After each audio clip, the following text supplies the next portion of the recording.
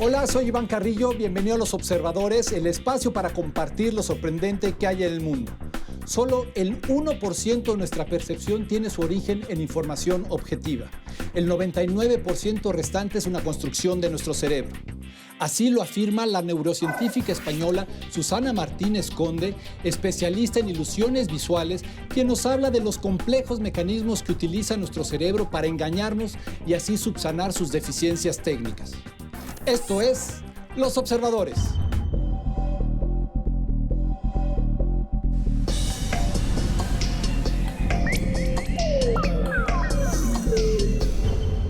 Susana, qué gusto tenerte en Los Observadores y conocerte personalmente. Habíamos hablado varias veces por teléfono. Sí, es un placer que nos conozcamos por fin en persona. Pues sí, estamos aquí en Ciudad de las Ideas y vamos a hablar pues precisamente del motor generador de las ideas, que es el cerebro. Una neurocientífica tan avesada como tú, ¿cómo describe esta complejidad miniatura al final de cuentas? Bueno, el cerebro es el órgano más complejo. Es la gran pregunta que tenemos como seres humanos y, de hecho, el cerebro somos nosotros mismos. Lo que somos, lo que pensamos, lo que recordamos, lo que nos identificamos, eso somos nuestro cerebro. ¿Has encontrado dentro de tu quehacer científico un punto en particular, una puerta de entrada, no sé si se puede escribir así, pero una puerta de entrada para comprenderlo mejor, que son las ilusiones visuales? Que además son muy divertidas y ahora en Internet pues, se han puesto en boga y pasamos tiempo e intentamos saber por qué vemos algo moverse que sabemos que no se mueve. ¿Me puedes explicar más de esto? Sí, una ilusión, si empezamos por definirla, es una percepción que tenemos que no se corresponde con la realidad que está ahí fuera. Entonces podemos ver algo que no existe o dejar de ver algo que existe o, más generalmente, ver algo diferente de lo que existe. Entonces las ilusiones, aunque sí las podemos disfrutar todos y no hace falta ser neurocientífico para que te guste ver una ilusión, sí son importantes en el laboratorio porque nos dan esta entrada que decías, esta puerta para entender cuáles son los algoritmos, los mecanismos que el cerebro está utilizando en todo momento para construir, y fíjate que no digo reconstruir, sino para construir nuestra experiencia del mundo. ¿Esto qué quiere decir? Que nuestra primera percepción es una reconstrucción. En realidad, inventaríamos nuestra realidad o parte de nuestra realidad la armamos con nuestro cerebro.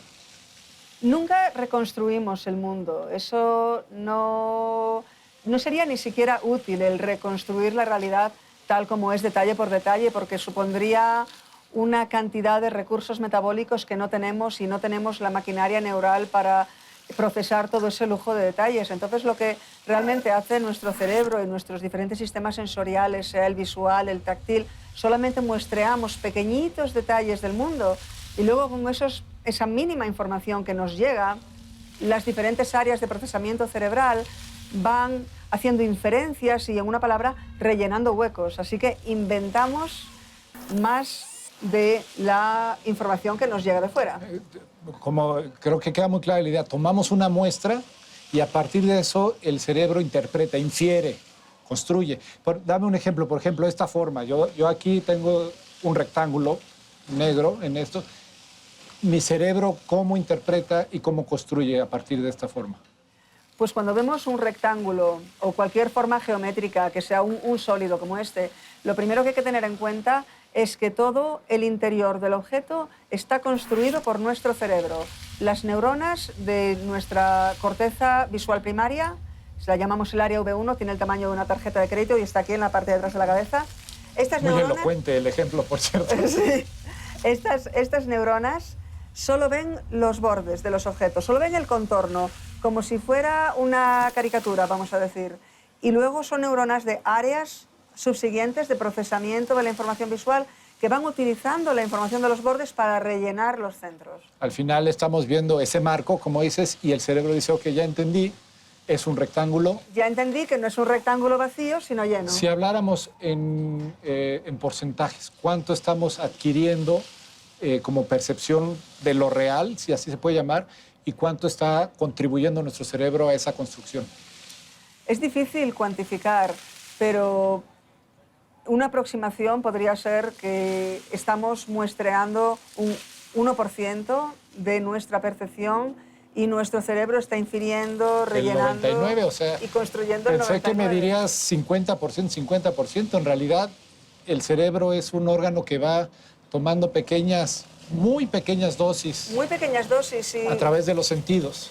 A través de los sentidos y especialmente en la visión, que es un aparato tan complejo. Tenemos más de 2 docenas de áreas cerebrales dedicadas al procesamiento de la información visual, pero en realidad nuestra experiencia visual del mundo es una ilusión en gran medida, porque fíjate que solo tenemos visión de detalle en un área tan pequeña, que es lo que llamamos la fóvea, es la parte de la retina que tiene alta resolución, y es equivalente si extiendo el brazo y miro el espacio que ocupa la uña del pulgar. Esta es la única parte del espacio del campo visual en la que puedo ver con detalle, en la que puedo leer, por ejemplo. Donde habría una alta resolución, para decirlo en términos tecnológicos. Sí. Y es donde estamos haciendo nuestra muestra. Allí es donde vamos muestrando el mundo, es la única parte del campo visual que podemos ver con nitidez. Ahora, normalmente vamos moviendo los ojos alrededor y lo que hace nuestro cerebro es hilvanar todas estas partes a donde vamos dirigiendo el centro de la visión, de manera que nos parece, cuando vemos una escena, que está todo con gran nitidez, con gran detalle, que vemos muy bien por todas partes. En realidad solo vemos bien en esta parte tan pequeñita. Esto me lleva a pensar en el concepto de atención, porque me imagino que la atención visual se refiere al punto donde estamos colocando precisamente este foco.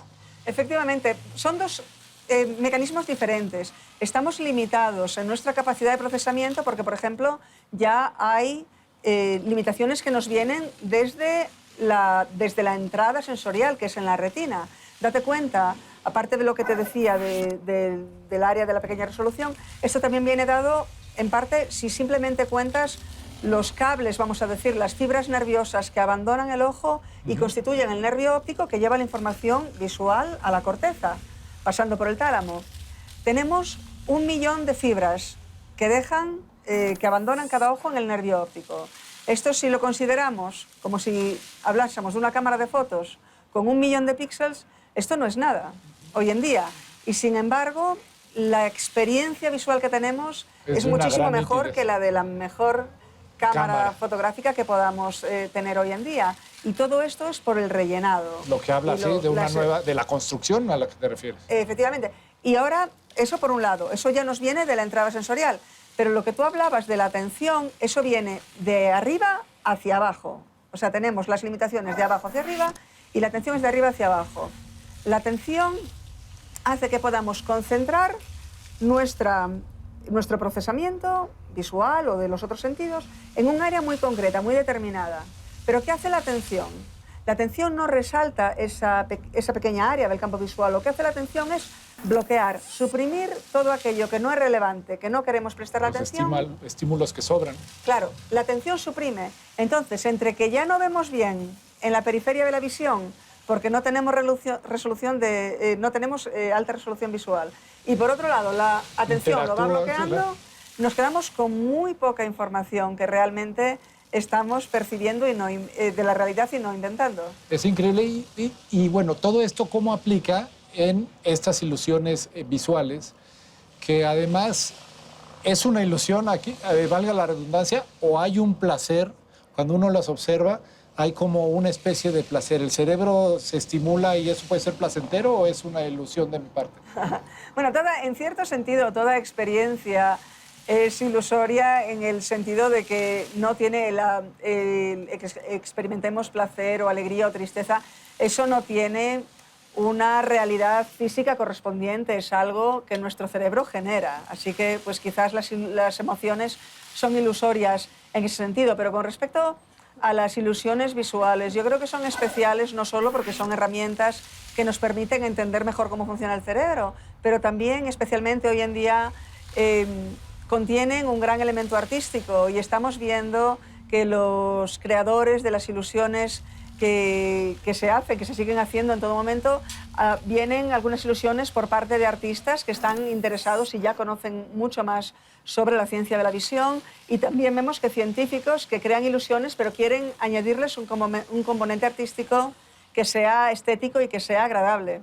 Así que tenemos un valor estético en la ilusión, pero asimismo la ilusión representa un desafío intelectual, hace que nos cuestionemos. Entonces yo creo que también eso es una parte importante del arte, no solo que la disfrutes a nivel emocional, sino que además te estimule intelectualmente. Sí. Y tú has creado un concurso que ahora es muy reconocido y además lo recibimos siempre con entusiasmo para conocer las nuevas ilusiones visuales que cada año, y además cada año se editan, se publican, pero además que han revolucionado, ¿no? Han ido cada vez en un grado de complicación más grande.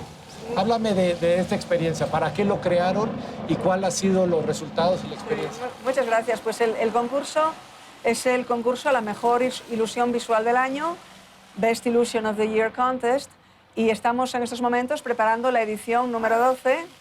Y este fue un concurso que celebramos la primera edición en España, en Coruña, con motivo del Congreso Europeo de Percepción Visual. Luego trasladamos el concurso a Estados Unidos y se celebró en Florida durante muchos años, pero el año pasado decidimos trasladarlo completamente a la web para que pueda participar cualquier persona con una conexión de Internet de cualquier lugar del mundo. Puede enviar una ilusión, esa persona no tiene por qué ser un científico, puede ser pues eso, un niño que le gusten las ilusiones, puede ser cualquier persona. Y también a la hora de votar por las mejores ilusiones, cualquier persona desde cualquier parte del mundo que tenga acceso a Internet puede votar. Y lo que es llamativo del concurso es que pensábamos, bueno, vamos a celebrar la primera edición del concurso. No teníamos idea de que fuera a ser un evento anual, pero se recibió tan bien que no nos quedó más remedio en realidad. Y lo que hemos visto, porque las ilusiones tienen que ser ilusiones que se han creado en el año previo al concurso, es la mejor ilusión del año. Entonces, son ilusiones que son muy nuevas y que no decrece el volumen. Es algo que nos daba miedo al principio. ¿Cuánto tiempo estarán las personas, los creadores de ilusiones, descubriendo nuevos fenómenos? Tiene que acabarse en algún momento. La palabra engaño normalmente denota algo negativo, pero me da la impresión que cuando estamos hablando de ilusiones visuales, estamos hablando de un engaño a nuestro cerebro. Bueno, las ilusiones nos engañan, pero lo que pasa es que este engaño tiene mala reputación y hay gente que todavía considera las ilusiones como errores de la percepción. Pero yo creo que cada vez tenemos más evidencia de que las ilusiones, vamos a ver, son incorrectas en el sentido de que no encajan con la realidad, pero eso no quiere decir que no sirvan una función. Y son procesos que han evolucionado para hacernos procesar la información que nos llega visualmente de manera más rápida, más eficiente, con menor tiempo de reacción y que ha supuesto una ventaja evolutiva. ¿Podemos, de alguna manera, entrenar a nuestro cerebro, entrenarlo en cuestión de atención, en cuestión de percepción, fortalecer sus habilidades? ¿Y cuáles son estas recomendaciones? Depende de qué proceso estemos considerando. Se puede entrenar la capacidad atencional. ¿Pero qué quiere decir entrenar la capacidad atencional? Quiere decir hacer el foco de atención más concentrado, es decir, suprimir mejor las distracciones, como estamos suprimiendo todo este ruido que tenemos aquí detrás de nosotros. Eso es mejorar la capacidad atencional. Hay gente que piensa, yo quiero mejorar mi atención en el sentido de que quiero hacer muchas cosas al mismo tiempo y poder prestar atención a 1000 lugares a la vez. Eso no lo vas a poder hacer porque no tienes la circuitería neural que lo posibilite. Es decir, podemos entrenar el cerebro, pero entrenar el cerebro dentro de los circuitos que tenemos y dentro de las posibilidades del cerebro. No podemos entrenarnos a hacer telepatía, vamos a decir. Pues, Susana, una visita al cerebro, a este órgano maravilloso, que creo que abre más preguntas que tenemos todos que hacernos con respecto a este órgano maravilloso del que creo que no nos cansamos de aprender. Muchas gracias. Muchas gracias a ti. Desde el Auditorio Metropolitano en la Ciudad de las Ideas, aquí en Puebla, Los Observadores, el espacio para compartir lo sorprendente que hay en el mundo.